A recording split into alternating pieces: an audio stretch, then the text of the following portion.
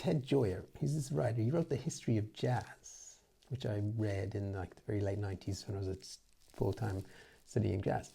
And it's a great book. But then I started following his Substack a couple of years ago, and he's like, every article's brilliant. Love Ted Gioia. So he wrote this list of how it took him 50 years to become like, to build a big following for his writing. 50 years. So he wrote this list of things that he knows about writing. And number one, if he had focused on this too much on the size of his audience, he would have given up decades ago. All these apply to making music. Don't worry about the size of your audience. Even number two, even when he didn't gain fame and fortune, he always found solace, stimulation, and joy in writing. These intrinsic rewards kept him happy and motivated. That's why I make music. Intrinsic motivation. I enjoy doing it. That's the best reason. Number three, I never had much luck with shortcuts. I've mostly avoided using agents. I still don't have an agent.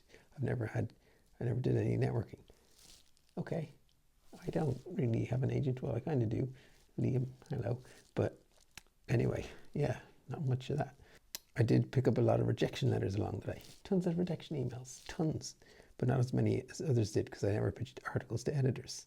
Well, I pitched loads of music to labels, and 99.9% of the time, hear nothing back. Number six, it's remarkable how much things work out in the long run if you're patient and persistent. Patient and persistent, completely, that's it. For many years I wrote for free and published essays on my own self-run websites. For many years I published music on my own Bandcamp. He published more than 400 essays that way, enough to fill a dozen or so books, and he did it without pay and only with the tiniest audience. But he enjoyed that just as much as he does for writing for a much larger readership today. How many people are just as happy to just make a track, put it on Bandcamp, and one person downloads it?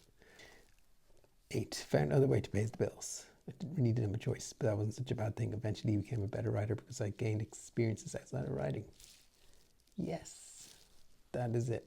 I found other ways to pay my bills. I tried to push myself outside my comfort zone. Yes. From the start, I always thought of my reader as an individual, almost as a friend. I still do. When I do that, the size of the audience is highly important. Thinking about the connection between me and that person. That's how I feel. I have people who listen to my music. If they listen to my music, we're probably going to be friends because there's so few. I'm going to, if you contact me and say, you listen to my music, like Naomi, or who else? Like Mark Obi recently on Facebook. People who contact me and they say they listen to my music. Yes. We become friends.